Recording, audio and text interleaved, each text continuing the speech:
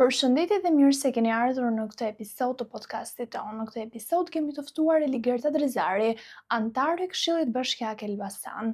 Eligerta, përshëndetje dhe mirë se erdhe. Kam kënaqësi të të kem në këtë podcast sot. Përshëndetje, mirë se të gjeta. Në kuadër të 16 ditëve të aktivizmit, do diskutojmë mbi rolin e të rinjve në dhunën me bazë gjinore. A mendoni se është së rritur ndërgjegjësimi tek të rinjt të marrë në një prizëm më të gjerë, pra jo vetëm të rinjt në Elbasan, por ndoshta në të gjithë Shqipërinë? Të rritë e shoh që janë të sensibilizuar deri diku, kanë marrë pjesë në fushata të ndryshme ndërgjegjësimi dhe e shoh që janë më të gatshëm për ta referuar dhunën me bazë gjinore, pra janë më të hapur.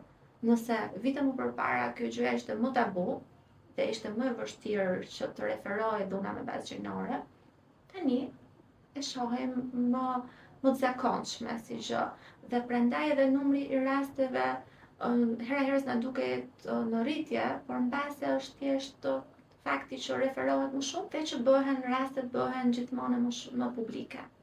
Cili është roli juaj si anëtare e Këshillit Bashkiak në adresimin dhe parandalimin e dhunës me bazë gjinore tek të rinjt? Në pandje të parë, roli dhe funksioni një anëtare të Këshillit Bashkiak duket sikur është vetëm të miratoj ato projektvendimet edhe gjitha planet që vinë në sallën e Këshillit. Por në fakt ajo është vetëm maja e icebergut, e them kështu. Roli i një anëtare të Këshillit Bashkiak është shumë i rëndësishëm.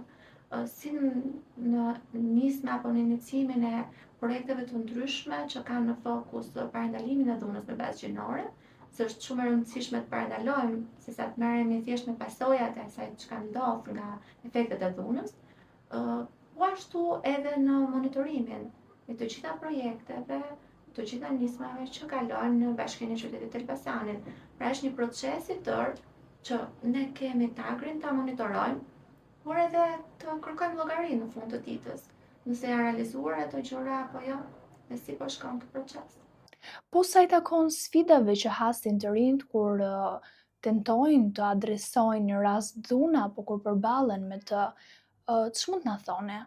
Pavarësisht se e thash pak më herët që ka ndryshuar shumë situata, një nga sfidat më të mëdha besoj që mbetet kalimi atij pragu ta referoj apo jo dhunën. Nëse e kalojmë atë pragu, besoj që gjërat e tjera bëhen më të lehta. Kalimi atij pragu mund bëhet i vështirë për shkak të paragjykimeve, të mentalitetit, se si do mendohet, si do keq interpretohet nga të tjerët, si do gjykohen, do stigmatizohen etj. Nëse kalojmë atë prag, pastaj çdo gjë tjetër, besoj që merr rrugën e vet. Apo ndërmerren nisma konkrete për parandalimin e dhunës tek të rinjt dhe nëse po, çfarë ka planifikuar Bashkia e Elbasanit lidhur me këtë çështje?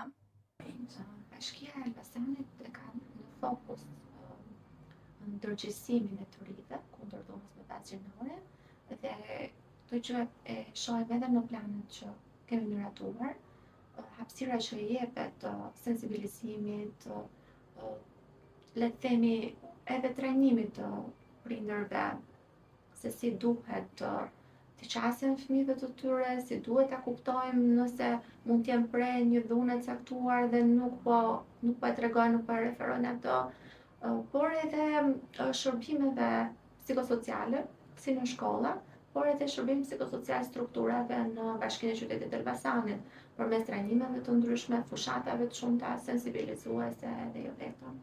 Çfarë mesazhi keni për gjithë ata të rinj që përballen dashur pa dashur me situata të pakëndshme, por edhe për gjithë ata të rinj që duan të angazhohen për një komunitet pa dhunë? E para, dhuna nuk është asnjëherë zgjidhje. Ajo natyrisht që shkakton, gjeneron problematika të shumta.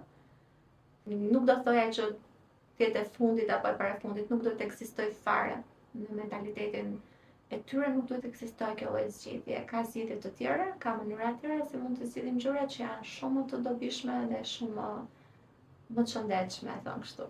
Dhe mesazhi im do ishte të bëhem pjesë e sa më shumë nismave që zhvillohen aktualisht në qytetin e Elbasanit, për të mbështetur dhe për të ndihmuar bashkëmoshatarët e tyre që mund të jenë pre dhunës, si për të çuar ata drejt referimit, pra që të flasin sa më shumë, por edhe për të mbështetur dhe për të suportuar në këtë proces.